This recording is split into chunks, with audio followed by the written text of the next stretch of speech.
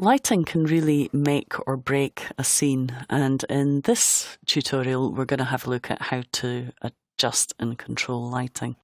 If you want to follow along, we're in Lights AEP, which you can find in the Introduction to 3D folder. Now before we look at lights, I'm just going to double click the camera dialog box, just so that you can see that when I make adjustments to the camera, using the dialog box, I can see those changes update in the main composition window. And this is a fairly new feature to CS 5.5, the ability to actually preview changes in dialog boxes. And it's really, really handy when it comes to using cameras and lights. Now at the moment I don't have any lighting in this scene, and you can tell because it's very, very flat. But if we switch on this button here, which is my shy switch, you'll see that I have some lights in here. And what we're going to do is have a look at some of these lights.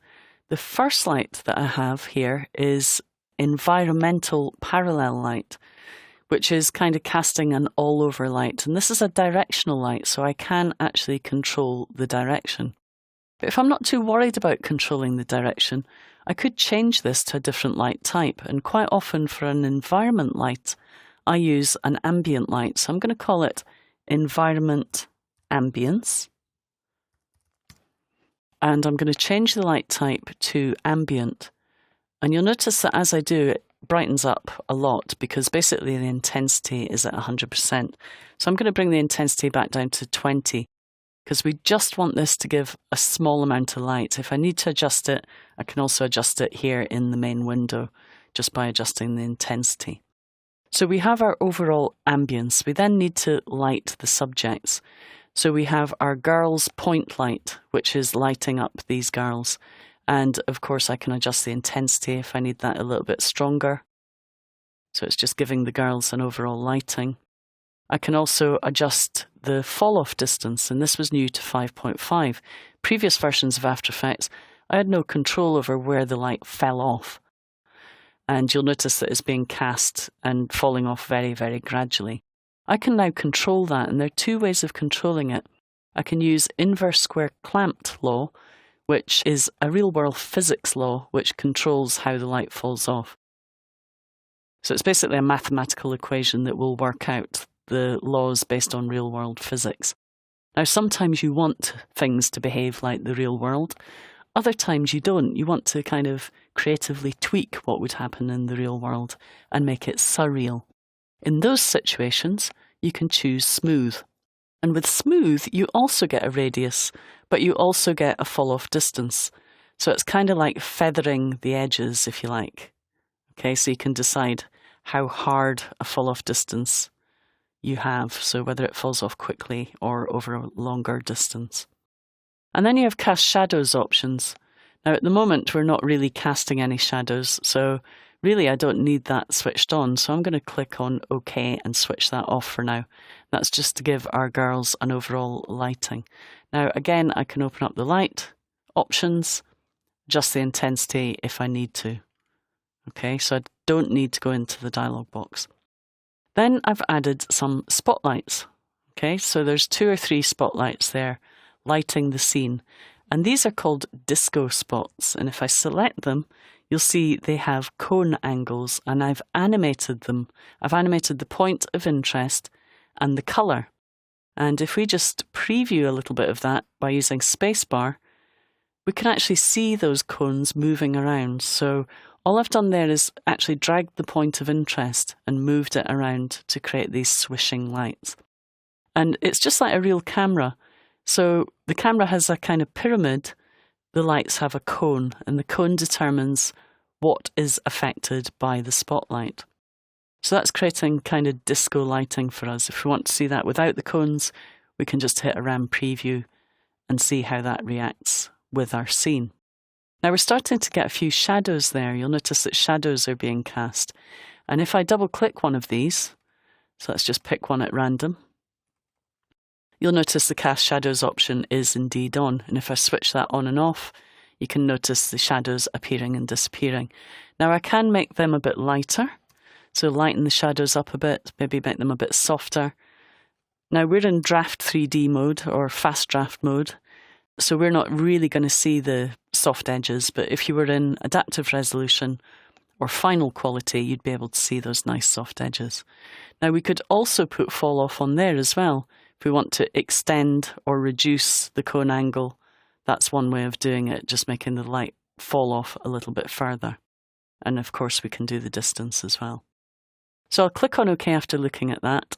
And then this one here, we've created a flicker light. So this light, if I double click it, is a point light. And a point light is an omnidirectional light, like a light bulb. And again, we can adjust the fall off of the light bulb. We can get it to cast shadows as well. And what I've done here, if we double hit the U key, is I've actually added an expression which will randomize the intensity and animate the color.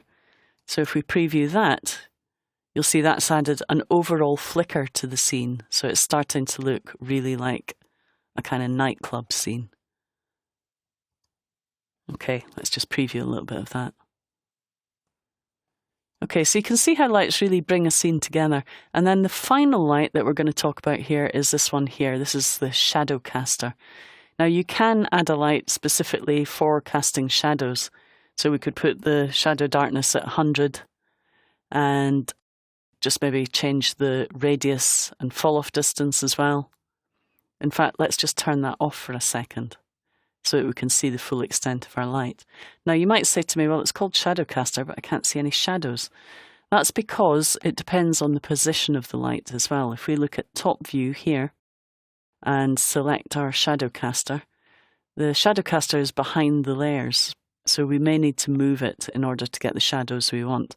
If I move it in front of the cogs, notice the edges of the cogs are lighting up. If I now drag it behind, we can start to see shadows in the edges of the cog. We can also determine which layers cast shadows as well, and which layers accept shadows, which we'll have a look at when we cover material options. So that's a little bit about lighting. You can have a look at the end composition if you want, which has a little bit more finished lighting in it. The other thing to note is if you are working on lighting and you really want to see the softness of shadows and the fall off distance, it's going to be a bit slow if you don't have a supported card working in adaptive resolution or final quality. So you can try adaptive resolution. This machine here does not have a supported graphics card, so it'll probably take quite a while to render just one frame. And this is something that you need to be aware of when you're working with 3D. You need to check the Adobe website. They have a list of supported graphics cards. If your card's not on the list, then chances are you're going to have quite a slow, painful preview process at anything other than fast draft mode. It's fine for working in fast draft mode, but if you want to see your lights without having to go through this painful process of waiting that long for a frame to render, then you can always switch off ray traced render. Now you will lose the extrusion and the curves, but you can always just get an idea of what the lighting looks like by switching to Classic 3D temporarily. And you'll see that we can still have a look at our lighting and adjust the shadows and get a rough idea of where our 3D elements will be. And at any time you can switch back to Ray Trace 3D. And all of the changes that we made before, let me just switch that to... Now if I'm trying to switch to fast draft mode and I can't actually access the menu, I can quickly hold down caps lock key and that will stop the preview from happening until I release caps lock key. Okay, so as you can see, I haven't lost any of the extrusion or the curves just from switching between Classic 3D and Ray Traced. So that's a little bit about lighting and a few workarounds when you're working with Ray Traced 3D.